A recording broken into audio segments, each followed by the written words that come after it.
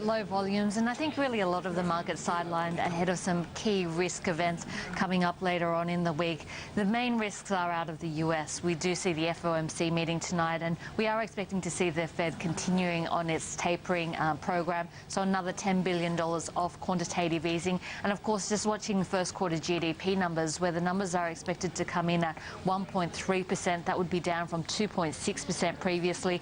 And then at the end of the week, we see the non-farm payroll numbers, where 210,000 jobs are expected to have been created. So it's a massive week in terms of US data, and I think we've seen traders a little bit sidelined ahead of that data, so we've seen lower volumes coming through on the market.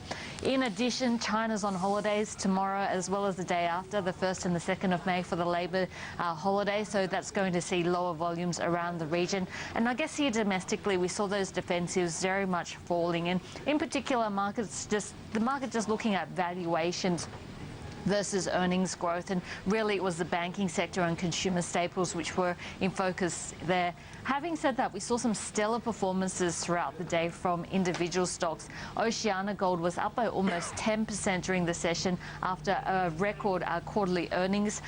We also saw Sierra, which is a graphite company, up by 7%. They signed a memorandum of understanding with Osmed. And we also saw Zero up by 5.3%. It looks like they've struck an alliance with H&R Block in the US. So some good individual performances, but overall we saw those major sectors seeing our market flat today. To volumes to kick back in next week, or have we still got longer to wait?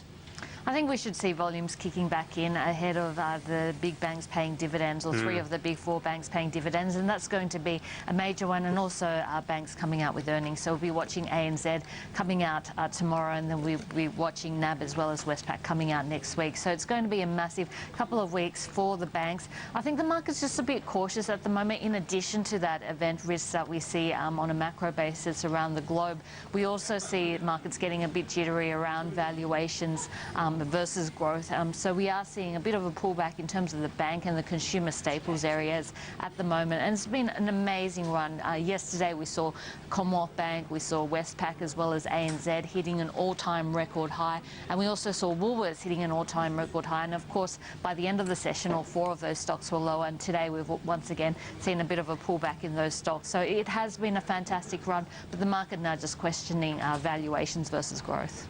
Hi, good afternoon, Julia. John Noonan from Thomson Reuters. Hi, John. I know you look at the technicals carefully, and I follow them as well. And it seems to me, just looking back over the last couple of years, really, every time we seem to break a new high, an important resistance level, we have this tendency to consolidate a little bit and then fall back as the market, takes profit, even though we've gone into a better. Do you think that's what's happened this time around, and that this dip is there to buy? Because technically, I think the market still looks quite strong.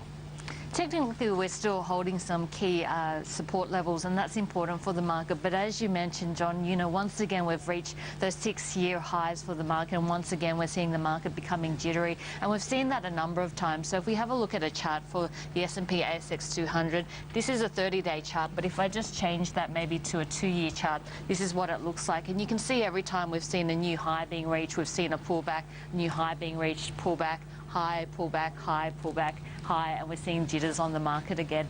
I think from a fundamental point of view as well, the banks and the materials space are just such large components of the Australian share market, and we are seeing real jitters around the bank valuations at the moment, with investment houses becoming less positive in terms of the banks. And in terms of the materials space, well, we've seen a massive move in terms of both iron ore as well as copper, and there's expectations that on the 1st of May, which is tomorrow, that we'll see the PBOC, the People's Bank of China, as well as the China Banking Regulatory Commission implementing some stricter collateral for the banks, especially in regards to some of the steel mills and the collateral that they hold, usually in the form of iron ore or copper. So we're seeing iron ore prices at a 7-week low, and we've also seen copper prices down by 1.2% overnight. So I think that's a key consideration for the material sector, and of course the biggest sector, the financial sector, coming under pressure because of those big four banks. It's related to China and the tightening that that we are seeing around collateral. So it does look like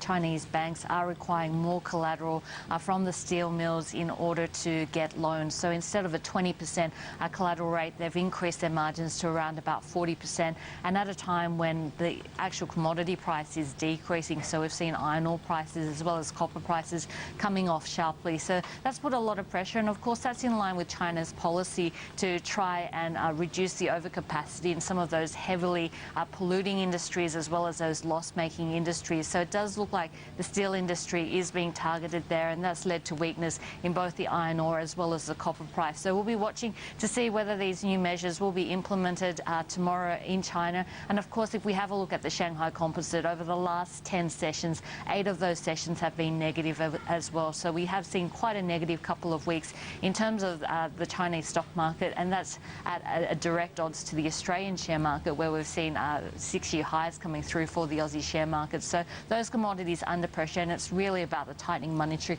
conditions that we are seeing in China. Very simple equation. Woolworths has a much bigger food and liquor division. It's bigger in terms of supermarket, and when you're bigger, your costs are spread out across more stores, so it's easier to see growth. So Woolworths is the dominant company there.